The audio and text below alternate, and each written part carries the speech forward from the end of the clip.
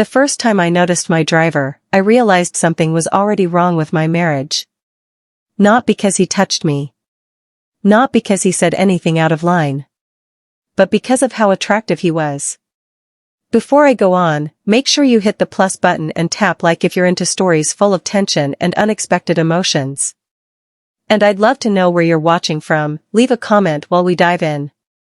My name is Mandy.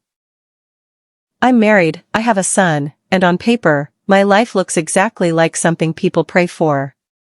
I work in a corporate office, long hours, constant calls, always dressed like I have somewhere important to be. And most days, I do.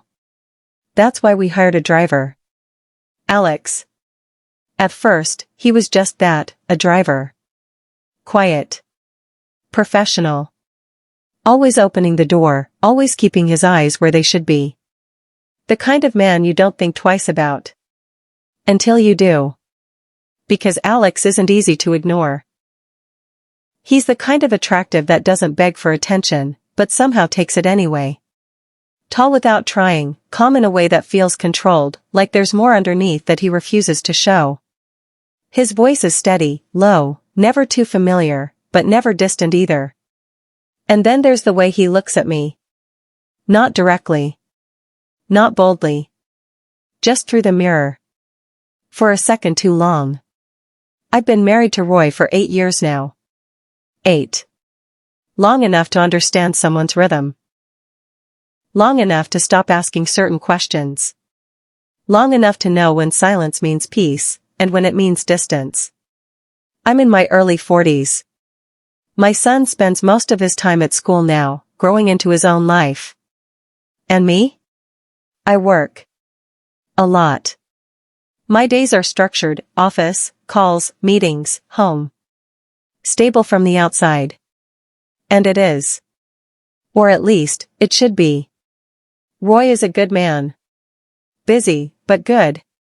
His work takes him away more often than it used to. Business trips, late nights, calls that don't end when he walks through the door. Sometimes he's home, sitting in the same space with me. And still feels far. I don't complain anymore.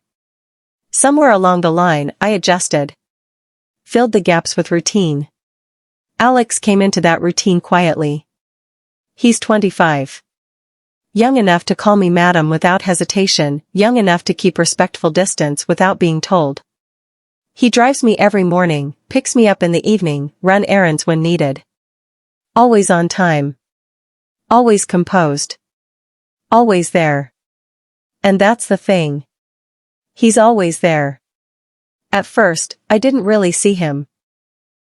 He was just my driver. But it's hard not to notice someone you spend so much time around, especially when they carry themselves the way he does. Alex has this calm about him. Not forced. Not performative. Just steady. Dark skin that catches light in a way that makes you look twice without meaning to. Brown eyes, quiet, observant, like he sees more than he says. And his build. Broad shoulders. The kind that fill out a simple shirt without trying. The kind you don't expect to notice. But somehow do. Not because you're looking. Because it's there. I didn't think anything of it. At least, not at first. But sometimes, it's the things you don't think about that slowly become the ones you can't ignore.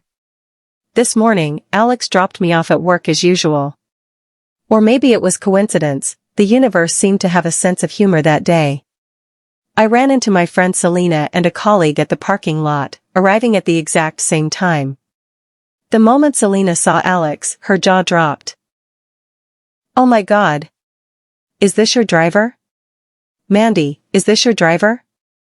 I smiled, a little embarrassed. Yeah, this is Alex. Alex gave a small nod. Hi. Selena couldn't take her eyes off him. Mandy, girl, he's fine. Those eyes, he's so cute. I think I like him. Can you give me his number? I shot her a look, the kind that says, girl, keep your eyes off him. Alex didn't flinch. That calm composure of his always fascinated me. All right, I'll be going. Come early to pick me up, I said. Yes, madam, he replied. He left, and I walked toward the office, Selena still jabbering. I tried to focus, but my thoughts drifted back to Alex, the way his eyes held mine for the briefest moment, the way his presence lingered. At the office, I couldn't concentrate. Every time my mind wandered, I pictured him in the car, tall, steady, strong shoulders, eyes that measured everything about me without judgment. He wasn't just my driver anymore. He was something else, something that made my pulse quicken without me wanting it to. By the time work ended, I was restless. Alex came promptly, like always, and we started the drive home. The rain came suddenly, heavy, thick sheets that blurred the windshield. He drove carefully, and I sat silently, feeling the rhythm of the wipers as a strange, comforting intimacy. By the time we reached home, I was soaked. No umbrella, no chance. He quickly opened the car door. Madam, be careful, he said. Once inside my room, I stripped off the wet layers and wrapped myself in something dry. I made a cup of hot coffee and sat on the edge of the bed, staring at my reflection. Am I really this old? I wondered. Or is it that he's noticing me? The thought was reckless, and I scolded myself.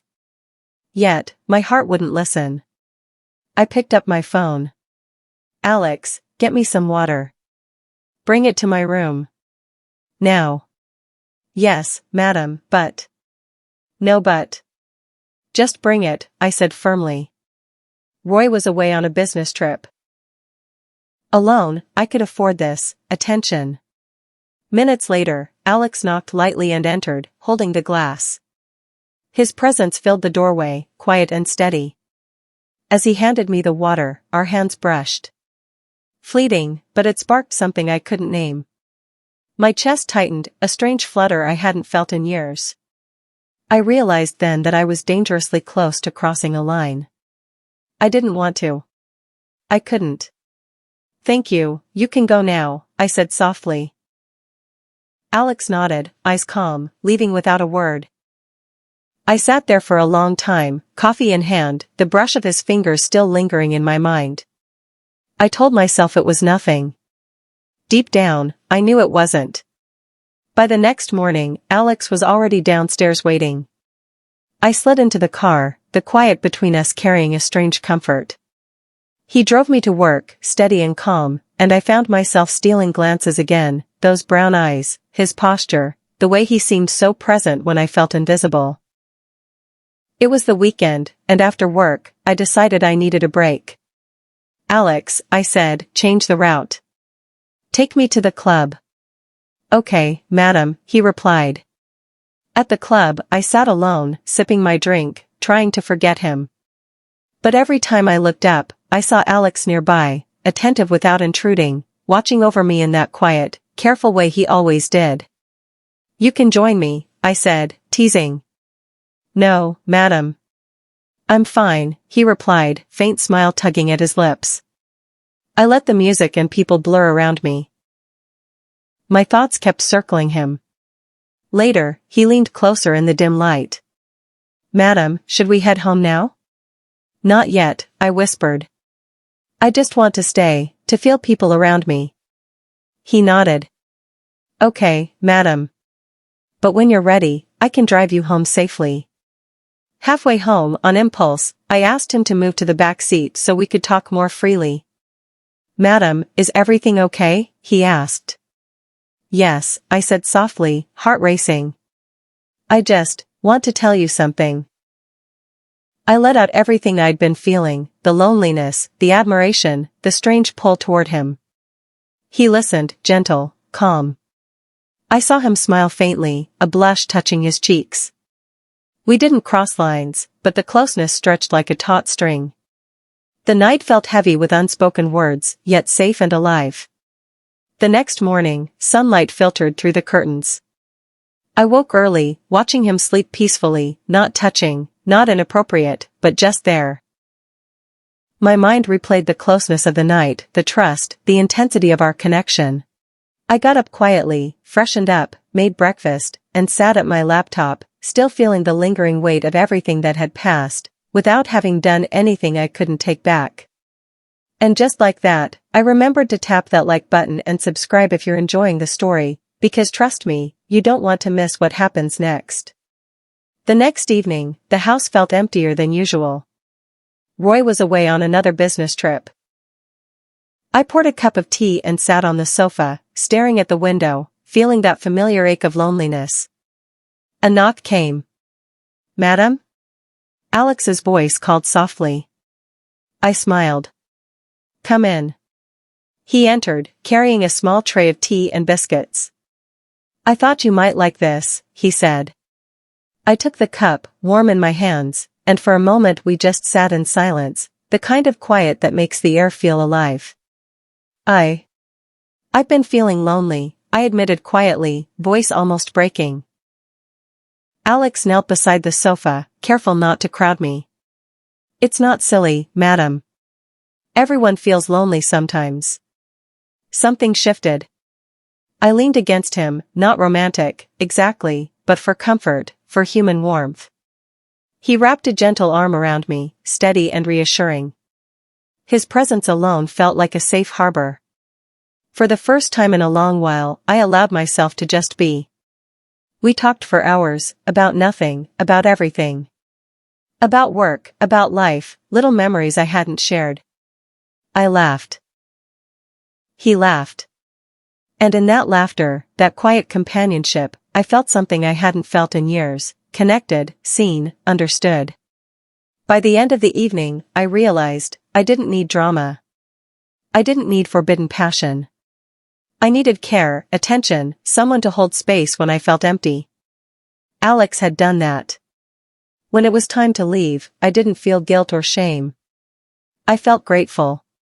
"Thank you, Alex," I said softly. "For everything." He nodded. "Always, madam."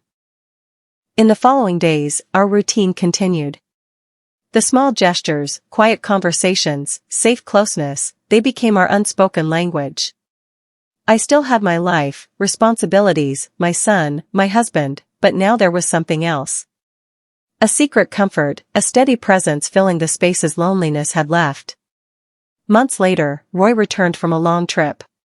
Nothing about our lives had changed, except that I felt stronger, lighter, unexpectedly happy. Alex was still my driver, respectful, steady. But for me, he was also a reminder that life could surprise you with connection when you least expected it. And for the first time in years, I didn't feel lonely. If this story gave you chills or made your heart race, don't forget to like, subscribe, and comment below. Tell me how you would feel in Mandy's place, and hit the bell icon so you never miss the next story full of tension, emotions, and unexpected connections.